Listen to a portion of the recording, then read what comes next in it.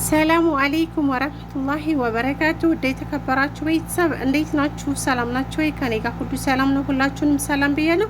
ይሄንን ቪዲዮ ሁላችሁም እንድታዩት ፈልጋለሁ። ሙስሊሞችም ክርስቲያኖችም በያላችሁበት ሰላማችሁ ብዝት ይበልኝ።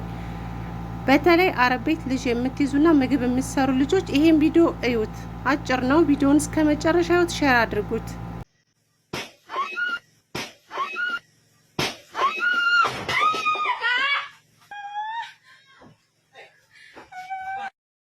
ከዚህ ቪዲዮ ብዙ ነገር ተምራችኋን ብዬ ተስፋ አደርጋለሁ። እስቲ ሙሚና የሰራችሁን ቪዲዮ ላስገባላችሁና ቪዲዮውን በደንብ እዩት። ሌሎችም ቪዲዮዎች አሉ። ዛሬ ሪያክት እናደርጋለን። የሆነ ቪዲዮ አይቻለሁ እዚህ ቲክቶክ ላይ እና ይሄ ድስት ነው የተነዳው። ይሄ ድስት ይኸውላችሁ አዲስ የመጣችሁ እሳት ላይ ሲጣድ ሲበስል ማለት ነው ውስጥ ያለው ነገር። ይሄን ነገር አትክፈቱት መጀመሪያ። ይችን ጥቁሯን ነገር ይሄን ነገር እንደዚህ አድርጉት በማማሰያ አየር ይውጣ መጀመሪያ ይሄንን። ከዛ በኋላ አየር ከወጣ መጀመሪያ እሳቱን ታጠፋላችሁ። ይሄን ነገር ንፋስ አየር ካልወጣ ዳይሬክት ይሄንን ማለት ነው ዳይሬክት ይሄኛውን እንክፈት ካላችሁ ክዳኑን እንክፈት ካላችሁ ማለት ነው ይፈነዳባችኋል።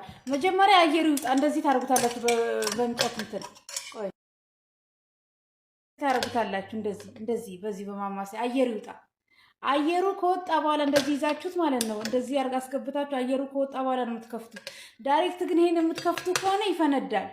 ይሄ ድስት ብዙ ሰው ነው የሚገለውና የሆነ ቪዲዮ አይቼ ነው ይሄ ድስት የፈነዳባት ልጅ ማለት ነው። ተጠንቀቁ። ይሄ ድስት ከባድ ነው። እኔ ራሱ አልወደውም። ስንት ዓመት እየሰራው አልወደውም።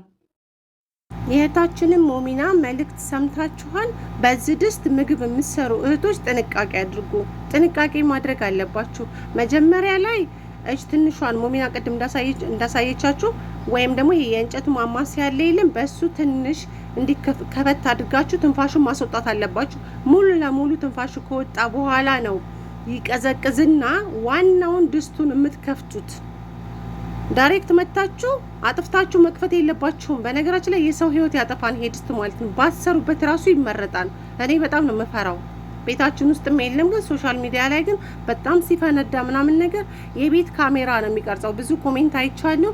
ማን ቀረጸ፣ እንዴት ተቀረጸች ምናምን ነገር። ቤት ውስጥ እኮ ካሜራ አለ። አሁን እኮ ካሜራ የሌለበት ቤት እኮ የለም። ውጪ፣ ግቢ ውስጥ፣ ኩሽና ውስጥ የትም ቦታ ካሜራ አለ እና ጥንቃቄ አድርጉ። የቀረጻት ካሜራ ነው፣ የቤት ካሜራ ነው። ሌላው ደግሞ ማለት ነው ልጅ የምትይዙ እህቶች ጥንቃቄ አድርጉ። ልጅ ቤት የምትገቡ ኃላፊነት ተሰጥቷችሁ ከምግብ ጋር ከቤት ጽዳት ጋር ልጅ የምትጠብቁ ልጆች ይሄን ነገር ባትሰሩ እኔ እመርጣለሁ። እህቶች ጥንቃቄ አድርጉ። አዳልጧቸው እንኳን ቢወድቁ አንድ ነገር ቢሆኑ በእናንተ ነው፣ እናንተ ላይ ነው ሁሉ ነገር ማለት ነው። ዛሬ አንድ እህታችን አረብ ቤት የምትሰራ ላፍትነት ልጅ ይዛ የምትሰራ ልጅ ሞቶባት ያው አረቦቹ ለህግ እንኳን አሳልፈው ሳይሰጧት ለህግ እንኳን አሳልፈው አልሰጧትም፣ ገለዋታ ማለት ነው። ሙሉ ቪዲዮ መረጃውን እኔው ማለት ነው። ቪዲዮውን አዳምጡ ማለት ነው። ሰላም አለይኩም ወራህመቱላሂ ወበረካቱ። ያ ጀማ እቺ ልጅ ደግሞ የአረብ ልጅ ነበር የምትሰራው የምትጠብቀው አሉ። ስራዋ የአረብ ልጅ መያዝ ነበር። እንደኔ አላህ ይሰትረኝ። እኔንም ልጅ ወደቀባት ነው። ልጁ ሞተ ምን ሆነ እንደሆነባት አላቅም። ገደሏት አሉ። ደግሞ የገደሏት ቤት ውስጥ ነው አሉ። አላህ ይርሐማትና ያው በጣም ነው የሚያሳዝነው። አንዳንዴ እድል ነው። አንዳንዶቹን ህግ ቦታ ያደርሳሉ። እንደሚታወቃችሁ ሌላ 11 ዓመት እስር ቤት ነው ያለችው። ብርም ተወጥቶላት ነበር ልትገደል 4 ወር ነው የቀራት። ሰውየው 50 ሚሊዮን ብር ነው ይዋጣ ይሰጠኝ ብሎ ብር እየተዋጣ ነበር። ሌላ እዛው ቀረች። እቺ ልጅና አሁን ቤት ውስጥ ገደሏት። አይገርምም? ሌላ የምትባለው ልጃችን ስልጤዋ ልጅ መታ በ5 ወሯ ነው የ11 ዓመት ልጅ ነው ያለችው። 11 ወር ልጅ የገደለችው ሰውየው ሲደፍራት ለሰውየው የወረወረችው ቢላዋ ልጁን ሰካችበት። ልጁ ሞተ። ይታያችሁ። ሳሁን 11 ዓመት በሰበሰች። ባለፈው ልትገደል ነው 4 ወር ነው የቀረው እና በብር ይለወጥላት 50 ሚሊዮን ብር ነው ምናምን ይምጣ ብሎ ሰውየው ይሰጠኝ ብሎ የሟች ቤተሰብ ማለት ነው ብር ተዋጥቶ ነበር። እንዴት እንደሆነ የሷ ነገር አላውቅም። እቺ ልጅ ደግሞ ህግ ቦታ ማላደረሷት ቤት ውስጥ ነው የገደሏት። አይገርምም? ሌላ ሰው አስመጥታ ሴትዮዋ ሽንት ቤት ውስጥ አስገብታ አሳረደቻት ነው የሚሉት። እንግዲህ እኛ ምን እናውቃለን? በጣም ከባድ ነው። ራሳቸውን ጠብቁ። እኔም የልጅ ስራ ነው የምሰራውና አላህ ይጠብቀኝ። ስራ ጠፋ፣ አማራጭ ጠፋ። እንግዲህ ምን እናርግ? ግድ ነው። አላህ ይርሐማት። እንግዲህ ምንም ማድረግ አይቻልም። አሁን ብዙ ልጆች እየሞቱ ነው። ሳውዲ ተበላሽቷል። ከዚህ ቪዲዮ ምን ተማራችሁ እህቶቼ? ጥንቃቄ አድርጉ። ኃላፊነት ወስዳችሁ የምትሰሩ እህቶች ምግብ መስራት፣ ጽዳት፣ ልጅ ማያ ሶስቱን ኃላፊነት ወስዳችሁ የምትሰሩ እህቶች አላችሁ። አንዱ ብቻ አንድ ልጅ እንኳን የአረብ ልጅ ብቻ ያለ ጽዳት ያለ ምግብ ብቻ እንኳን ኃላፊነት ወስዶ መያዝ በጣም ከባድ ነው። የአረብ ልጅ ማለት ነው። የአረብ ልጅ አስቸጋሪ ነው። የአረብ ልጅ ከመያዝ እውነቴን ነው የምላችሁ 3-4 ፎቅ ዶሬን ማጽዳት ምግብ መስራት ይሻላል፣ ይቀላል ለእኔ ማለት ነው። እኔ እናንተን አላቅም። በጣም አስቀያሚ ስራ ነው ልጅ መያዝ። እኔ ያረገጥኩት ቤት የለም እዚህ ሳውዲ አረቢያ ሪያድ ከተማ ከገጠር እስከ ከተማ ቢያንስ ወላሂ ከ18 ከ15 በላይ ቤቶችን ረግጫለሁ።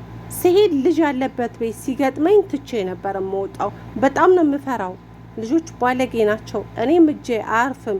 ብመታቸው ያሳስሩኛል ነው። ልጅ በጣም ነው የምወደው፣ ግን የአረብ ልጅ አይደለም። የአረብ ልጅ አስቸጋሪ ነው። የአረብ ልጅ በጣም አስቸጋሪዎች ናቸው። አንድ ልጅ ራሱ ይከብዳል። አንድ ልጅ ብቻ መያዝ ማለት ነው ከምግብ ከጽዳት ጋር ኧረ የማይታሰብ ነው፣ የማይታሰብ ነው እህቶቼ። አሁን እህታችን ይሄው ልጁ ሞተባት፣ እሷም ተገደለች። እህቶች ጥንቃቄ አድርጉ። በተለይ በአሁን ሰዓት ላይ የምትመጡ እህቶች እድሜያቸውን በጣም ትናንሽ ልጆች በዚህ በ10 ምናምን ቤት ውስጥ ያሉ አሉ የለም 16 17 በእንደዚህ ያሉ እድሜ ውስጥ ነው እየመጡ ያሉት እና ጥንቃቄ አድርጉ። ምግብም ስትሰሩ ጥንቃቄ አድርጉ። ያንን ድስት ቶሎ አትክፈቱ። ልጅም ስትይዙ ጥንቃቄ አድርጉ። ልጆች በጣም ባለጌዎች ናቸው። እዛ ሀገር ላይ ልጆቹ አደብ የላቸውም። በመስኮት ይንጠለጠላሉ። እኔ አንዴ ጓደኛዬ መሬም ማለት ነው ጅዳ ነበርና የምትኖረው ወላሂ ልጁ በመስኮት ሹጋ መፍሩሽ ይሄ ሹጋ አለ የለም እንደዛ አይነት ቤት ውስጥ ነበረ ሰዎቿ የሚኖሩት ማለት ነው። በመስኮት እሷ ቤት እያጸደች በመስኮት ሊወድቅባት ነበረ። ወላሂ ነው የምላችሁ። ወይ የዛን ቀን የተሰማትን ስሜት አላውቅም። እኔ ራሱ አረሳው። በቃ ነይ ማለት አላህ አተረፈኝ ነው ያለችው። እንደዚህ ደርሳ ባትይዘው በጭንቅላቱ ወርዶ ነበረ። ያው ይፈጠፈጣል፣ ልጁ ይሞታል። እሷ የት ናት? እስር ቤት ትታሰራል። ከዛ በኋላ ይፈረድባታል። ፍርዱ ምንድን ነው? ያው መገደል። ጥንቃቄ አድርጉ። እንደ ቀልድ አትዋቸው የዛ ሀገር ልጆች ማለት ነው። የዛ ሀገር ልጆች የአረብ ልጆች እብድ ታውቃላችሁ፣ እብድ ናቸው። እህቶቼ ይሄንን ቪዲዮ ሁላችሁም ሼር አድርጉት፣ እህቶቻችን ጋር ይድረስ። እነኛ አሁን አዳዲስ የሚመጡ እህቶች ጋር እንደኛ አይነቶቹማ በደንብ እናውቃቸዋለን። አረቦቹንም ልጆቻቸውንም በደንብ ነው የምናውቃቸው። ልጆቹ በጣም ባለጌ ናቸው፣ በጣም አስቸጋሪ ናቸው። እኔ ልጅ ያለበት ቤት አልሰራም እያልኩ ብዙ ስራዎችን አበላሽቼ ወጥቻለሁ። እይይ ብዬ ያለቀስኩበት ቀን አለ። አሮጊት ቤት ስጠኝ፣ ምንም ልጅ የሌለበት ቤት አልኩ። ይኸው ፈጣሪ ሰምቶኝ አሮጊት ታውቃላችሁ፣ በ90ና በ70 ምናምን አመት ውስጥ ያለች አሮጊት ቤት ነው ያለሁት። ልጅ የለም፣ ምንም አይነት ልጅ የለም። በቃ ቤቱን ማጽዳታችሁ አይቆሽሽም፣ ምንም ማስተካከላችሁ አይቆሽሽም፣ ምንም አይልም። ያው ችግሩ ምንድነው? ልጅ የሌለበት ቤት ምግብ የለም፣ አይሰራም። እኛ ቤት ደግሞ ምግብ አይሰራም። ያ ነገር ነው። ያው ችዬው ኖር ያለው ይሄ ነገር ተደጋገመ እንዳትሉኝ፣ ያው ላልሰሙት መናገር ስላለብኝ ነው። እና ይሄን ይመስላል ቤተሰቦቼ፣ ጓደኞቼ፣ እህቶቼ ሁላችሁም ጥንቃቄ አድርጉ። በያላችሁበት ሰላማችሁ ብዝት ይበልኝ። ሀገራችንን ሰላም ያድርግልን። ወጥቶ ከመቅረት ፈጣሪ ጠብቀን። ሁላችሁም እህቶቼ ፈጣሪ ጠብቃችሁ በያላችሁበት።